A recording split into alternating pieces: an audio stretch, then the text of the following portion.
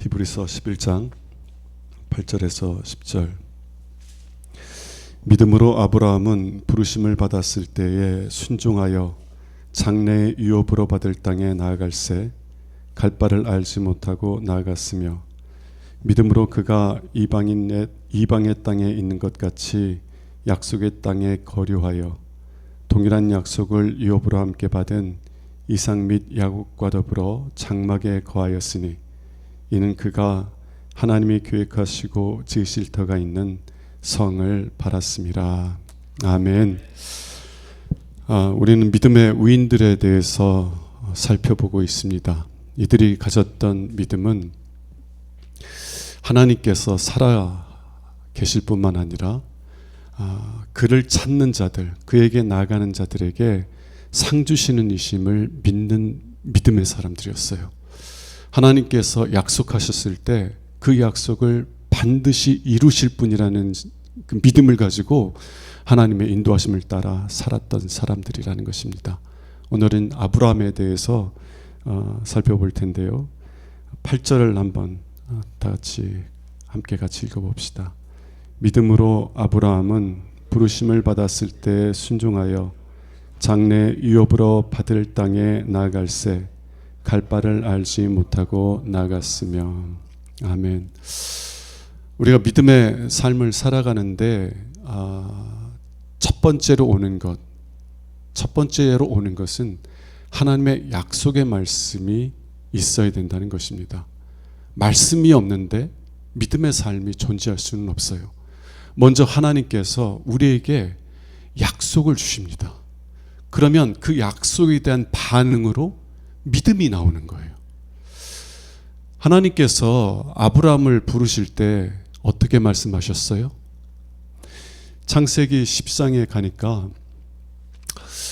내가 너를 축복하여서 내 이름을 창대하게 하겠다.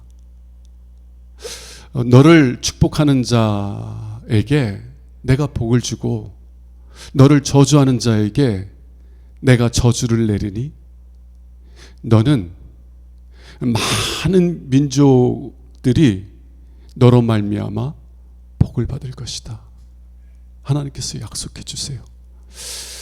내가 너에게 복을 주어 내 이름을 창대하게 하리니 너는 복이 되리라. 많은 민족들이 너로 말미암아 복을 받으리라는 그런 약속의 말씀이 있었어요. 이 말씀이 있어야만, 그래야만 그 말씀에 대한 반응으로서 아멘이라는 믿음이 나올 수 있다는 것입니다. 하나님의 약속의 말씀이 없으면 믿음의 삶은 존재할 수가 없어요. 근데 오늘 말씀을 통해서 주목하여 볼 수 있기를 원하는 것은 하나님께서 아브라함을 부르실 때라고 말씀하신다는 거예요. 하나님께서 그에게 장차 일어날 미래에 대한 약속의 말씀을 주실 때 뭐라고 표현하냐면, 하나님께서 아브라함을 부르실 때라고 말한다는 것입니다. 하나님께서 아브라함에게 뭐라고 말씀하시냐면, 내 고향, 친척, 아버지 집을 떠나서 내가 너에게 보여줄 땅으로 가라. 몇 세 때요? 75세 때. 여러분, 75세 때 되면 이미 다 안정된 때예요. 새로운 일을 추구하고 싶지도 않아요. 그냥 이렇게 안정된 생활을 좀 탈 없이, 병들거나 또 우환이 닥치거나 이런 것 없이 그냥 이렇게 안정적으로 살다가 가고 싶지, 뭐 새로운 변화를 주고 싶지 않은 나이예요. 그런데 하나님 뭐라고 말씀하세요? 내 고향, 친척, 아버지의 집을 떠나라는 것입니다. 오늘날에는 뭐 이주하는 게 뭐 쉽죠. 그런데 예전에는 그 집성촌 마을을 떠난다는 것은 상상도 못할 때였어요.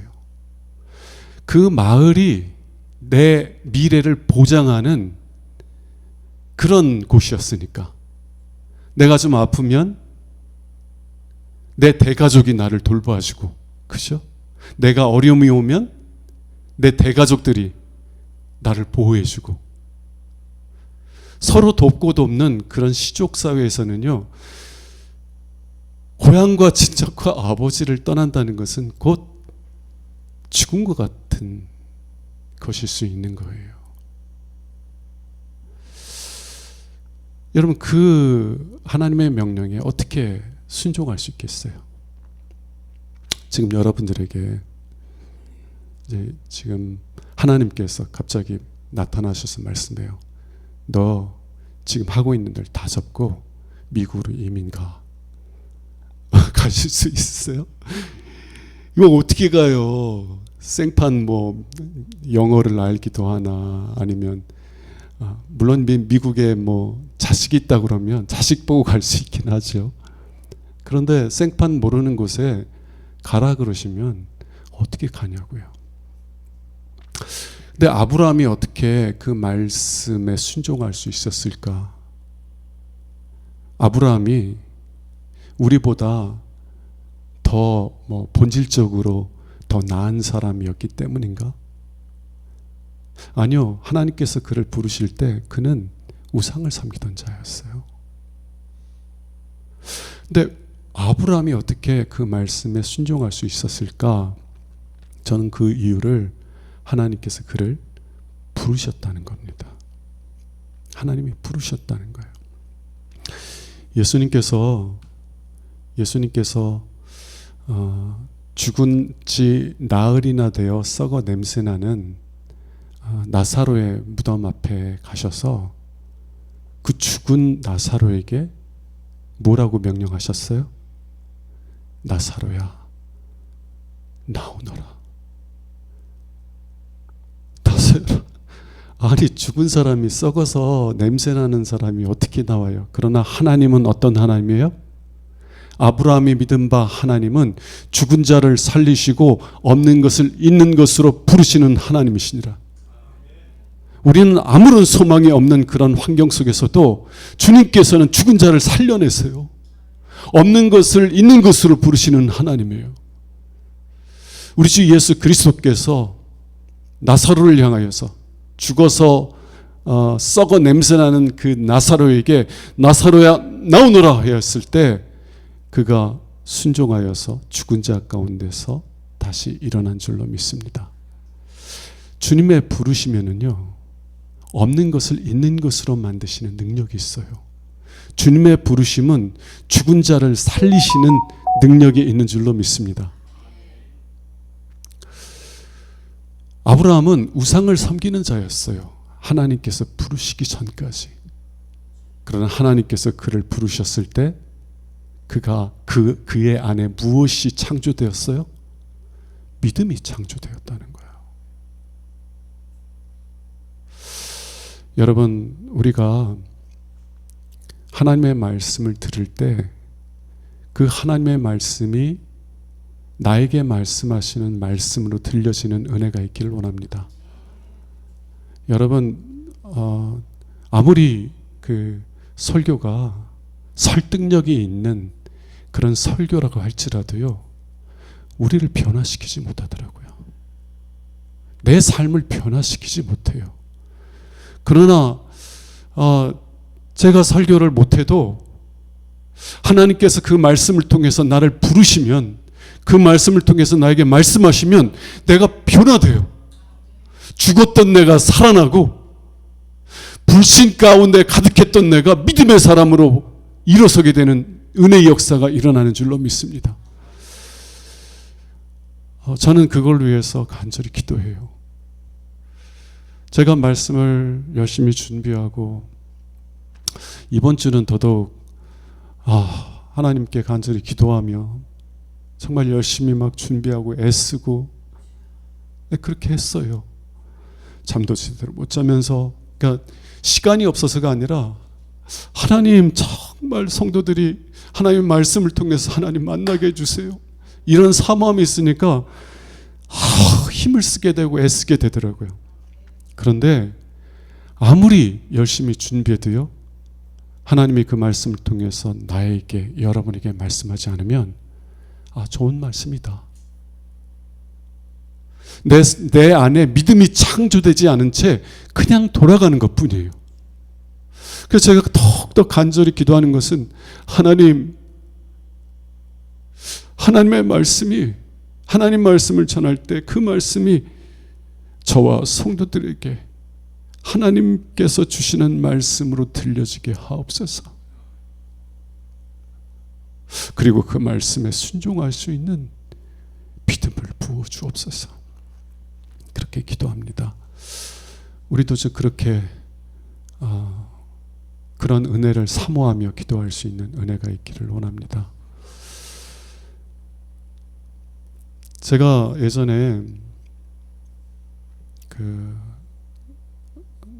꽤 됐어요. 오래전에 제 자신에 대해서 깊이 낙심하고 있을 때 하나님 앞에 엎드려 기도할 때입니다. 주님 따라가고 싶은데, 주님께서 가신 길 저도 따라가고 싶은데 이게 안 되는 거예요. 막 괴롭고 답답하고, 입술로는 주님께 가까운데 마음은 주님께 너무 먼 것 같아서 막 괴로운 거예요. 마치 우리 운동 선수 성민군이 정말 이 메달을 따기 위해서 정말 애쓰잖아요. 막 열심히 훈련하는데 막 그게 막 안 돼. 그러면 어때요? 막 답답하잖아요. 나는 저 영광에 이르러야 되는데 내 몸이 안 따라, 육신이 약해서. 그럼 막 괴로운 것처럼 영적인 믿음의 삶에서도 주님 부르신 그 영광의 길을 따라가야 되는데, 이 십자가의 길을 따라가야 되는데 내 육신이 약해가지고 막 따라가지 못하니까 너무 낙심이 되는 거예요. 그래서 하나님 앞에서 애통하고 있는데 주님께서 갑자기 요한복음 13장 36절의 말씀을 저에게 주시더라고요. 요한복음 13장 36절에 무슨 말씀이냐면, 베드로가 주님 어디로 가십니까? 예수님께서 제자들을 떠나갈 것을 미리 말씀하시니까 베드로가 주여 어디로 가시나이까 물으니까 예수님이 뭐라고 답하시냐면, 내가 가는 곳에 지금은 내가 따라올 수 없지만 후에는 따라오리라. 제가 애통하고 있던 것은, 주님 왜 저는 주님을 못 따라갑니까? 주님 가신 길 저도 주님 따라가기를 원합니다. 근데 그게 안 돼서 막 애통하고 있는데 주님이 그 말씀을 주신 거예요. 내가 가는 곳에 내가 지금은 따라오지 못하나 후에는 따라오리라. 그 말씀이요, 저를 지켜줘요. 지금까지도. 때때로 제 모습을 보면 소망이 없어 보일 때가 있습니다. 여러분들도 그렇죠. 정말 믿음의 길이든 어떤 가정에서의 삶이든 직장의 삶이든 내가 열심히 노력하고 수고했는데도 아무런 변화가 나타나지 않아. 그래서 아무런 소망도 없어 보이는 것 같아. 그러면은요, 더 이상 그 길을 못 가겠는 거예요. 그 길을 못 가겠는 거예요. 그때마다 주님의 주신 말씀이 저를 붙잡고 이끌어 가더라고요. 내가 지금은 주를 따라가지 못하지만 후에는 주를 따라갈 수 있게 해준다고 그랬어. 나는 이것으로 끝나지 않아. 왜요? 주님의 약속의 말씀이 있으니까. 주님께서는 반드시 나로 하여금 주님을 따르게 하실 거라는 믿음의 확신이 있으니까 모든 것이 캄캄하여 아무런 소망이 없어 보이는 그때에도 제가 믿음의 길에서 떠나지 아니하고 다시 주님을 바라볼 수 있게 해 주시더라는 거예요. 여러분, 아브라함이 어떻게 75세의 나이에 고향과 친척과 아버지 집을 떠나서 하나님께서 보여주시는 땅으로 갈 수 있었어요? 왜냐하면 영적으로 죽었던 아브라함을 하나님께서 그 죽음 가운데서 불러 일으켜 주신 은혜 때문인 줄로 믿습니다. 하나님의 말씀이 우리에게 들려지면 우리 안에 믿음이 일어나요. 그런 은혜가 있기를 주님의 이름으로 축원합니다. 한 가지 오늘 말씀에서 더 보기를 원하는 것은 하반절에 있는 것이에요. 8절 한번 다시 읽어보겠습니다. 믿음으로 아브라함은 부르심을 받았을 때 순종하여 장래 유업으로 받을 땅에 나아갈새 갈 바를 알지 못하고 나아갔으며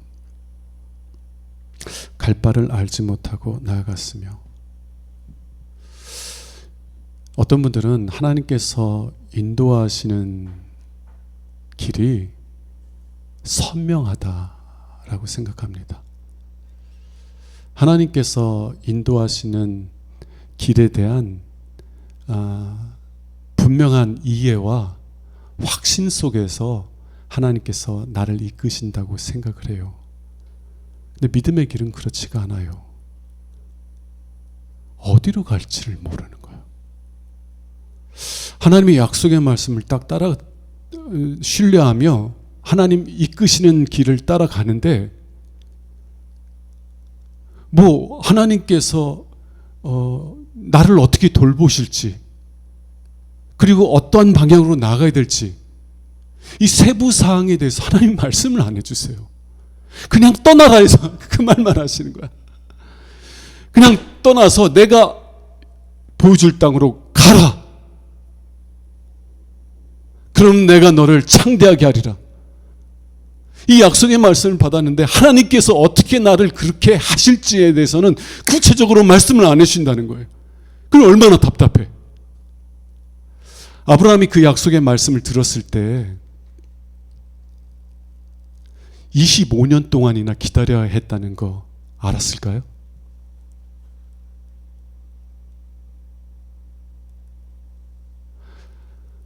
너를 창대하게 하리라. 너를 많은 민족의 아버지가 되리라. 주님께서 말씀하시는데요. 그 약속이 이삭을 통해서 이루어지기 시작하잖아요. 그런데 25년 동안 기다려야 된다는 사실을 알았냐고요? 몰랐어요. 그래서 10년 정도 지났을 때 아브라함은 하나님께, 하나님, 내가 무엇으로 이 땅을 내 소유로 얻을 수 있을지를 알리까? 하나님께서 이 땅을 너에게 주겠다. 그리고 너의 후손들이 하늘의 별과 같이 많아지리라 약속을 하셨어도, 에이 하나님, 내 집에서 길 이유는 엘리에셀이나 상속자가 되길 원합니다. 10년을 기다렸는데도 하나님께서 약속하신 것을 이루어지지 않으세요. 언제까지 기다려야 돼? 하나님께서 인도하시는 길이, 네가 이 길로 가면 내가 너에게 이러한 복을 주고 이러한 사람을 붙여주고 또 이러한 복된 결과를 맺게 해주고 설명해 주시지 않더라고요. 그래서 믿음을 따라 살아가는 길이 때로는 답답해요. 그리고 사람들도요, 조롱해요.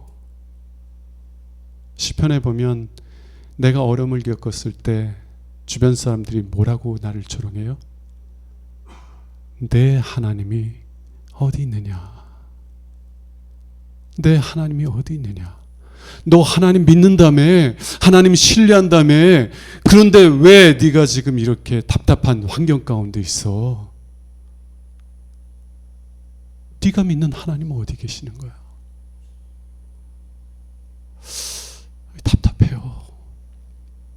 하나님의 약속 그 하나만 붙들고 믿음의 길을 걸어가는데 언제 하나님께서 나에게 약속한 것을 이루실지, 또 그것을 어떤 방식으로 이루실지 말씀을 안 해주시니까. 자, 그러면 왜 하나님께서 이러한 방식으로 우리를 이끄실까? 우리를 부르실 때 PPT를 딱 띄워놓고, 야, 1년째에는 내가 너에게 이런 은혜를 주고, 2년째에는 이런 은혜를 주고, 5년째에는 이런 주고, 10년째 되면 이러한 결과들이 나올 거야. 자, 너의 삶을 나에게 투자해. 그러면 내가 이것을 10배로 불려줄게. 이렇게 PPT를 해주면 얼마나 좋아요. 근데 하나님이 약속만 딱 하시고 그냥 따라오라는 거야. 하나님이 PPT 하실 줄 몰라서 우리에게 이렇게 설명을 안 하세요? 왜 하나님은 그런 방식으로 인도하시냐는 거예요. 제가 곰곰이 생각해 봤더니, 왜냐하면 그런 방식으로 하나님께서 우리를 인도하실 때 우리의 믿음이 성장하기 때문에 그렇습니다. 자, 하나님께서 우리의 10년 계획에 대한 PPT를 자세하게 알려줬다고 생각해 보세요. 그러면 여러분의 반응이 뭐예요? 나는 저런 삶은 원하지 않아. 나는 내 삶을 저기다 투자하지 않을 거야. 라고 선택할 수 있지 않으세요? 종종 이제 성도님들, 이전에 만났던 성도님들하고 이제 상담을 하면 꼭 그런 분들이 계세요. 내가 하나님께 순종하고 싶은데 적어도 내가 순종할 때 어떤 결과가 있는지는 내가 알아야지. 그래야지. 이게 얼마나 중요한 결정인데, 내가 이 결정을 냈을 때 어떠한 결과가 일어날지 하나님께서 나에게 보여주셔야지 내가 순종하지. 어떻게 무조건 순종하냐고. 그렇게 반응하는 분들이 많이 있더라고요.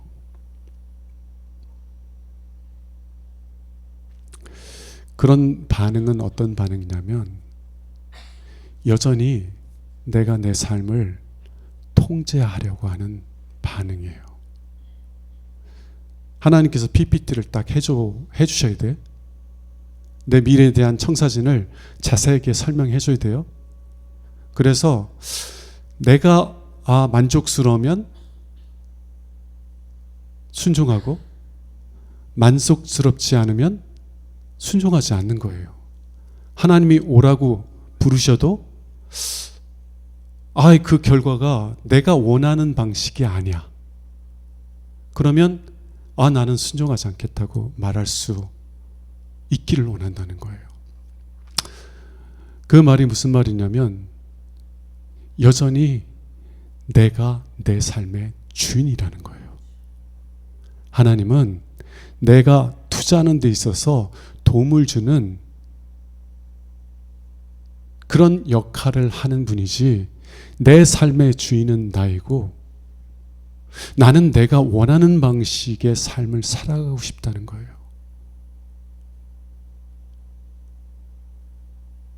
하나님 그런 방식으로 인도 안 하시더라고요.